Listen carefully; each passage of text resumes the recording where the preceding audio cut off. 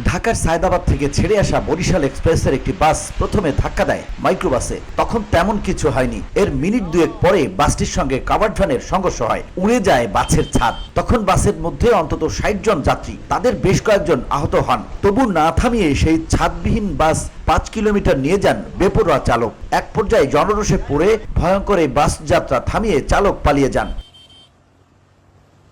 গেল বৃহস্পতিবার রাত ৯:৩০টার দিকে ঢাকা মাওয়া এক্সপ্রেসওয়ের মুন্সিগঞ্জের শ্রীনগর উপজেলার সমসপুরে কাভার্ড ভ্যানের সঙ্গে বাসটির সংঘর্ষ হয়। পরে লৌহজংয়ের কুমারভোগ এলাকায় পথ রোধ করে বাসটি থামান এলাকাবাসী।